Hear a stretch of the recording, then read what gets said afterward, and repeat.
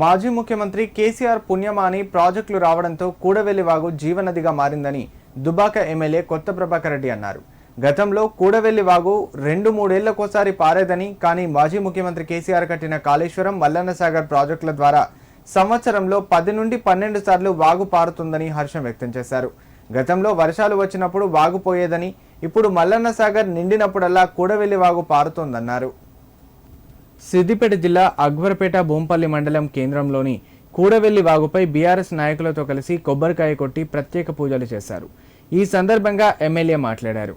ఈ వాగు నుండే నీళ్లు upper Maneru, lower Maneru, mid మానేరులకు వెళ్లాయని, అక్కడి నుంచి ఎల్లంపల్లి ప్రాజెక్టు ద్వారా గోదావరి నదిలో కలుస్తాయన్నారు.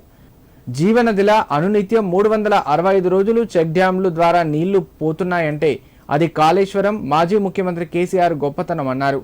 కొన్ని వేల ఎకరాల పంట ఈ వాగు ద్వారా సాగవుతుందన్నారు. గతంలో వాగులో రాళ్లు, రప్పలు, తుమ్మ చెట్లు ఉండేవని, ఇప్పుడు అనునిత్యం జీవనదిలా ప్రవహిస్తోందన్నారు. ఈ ప్రాంతం సస్యశ్యామలంగా ఉండాలని గంగమ్మ తల్లికి పూజలు చేసినట్లు తెలిపారు. కార్యక్రమంలో బీఆర్ఎస్ రాష్ట్ర యువజన నాయకులు సోలిపేట సతీష్ రెడ్డి, మాజీ జెడ్పీటీసీ రవీందర్ రెడ్డి, నాయకులు కొత్త కిషన్ రెడ్డి, శ్రీనివాస్, చేపూరి శేఖర్ గౌడ్ పాల్గొన్నారు. దుబ్బాక నియోజకవర్గంకు ఒక గుండకాయ లాంటిది కూడవెల్లి వాగు. మరి గతంలో కూడవెల్లి వాగు ఎప్పుడో 2 ఏళ్లకో 3 ఏళ్లకో 5 ఏళ్లకు ఒకసారి పోయింది. ఇప్పుడు ఎండాకాలంలో కూడా మరి ఈరోజు కేసీఆర్ గారు కట్టిన ప్రాజెక్టుల ద్వారా, కాళేశ్వరం ద్వారా వచ్చే నీళ్ళతోటి మరి ఈ సంవత్సరంలో నాకు తెలిసి ఒక 10-12 సార్లు కూడవెల్లి వాగు పోవడం అంటే ఆషామాషి కాదు.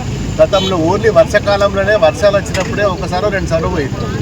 ఇప్పుడు మల్లన్న సాగర్ నిండినప్పుడల్లా కూడవెల్లి వాగు పోతుంది. ఎండాకాలంలో మే నెలలో కూడా కూడవెల్లి వాగు పోతుంది.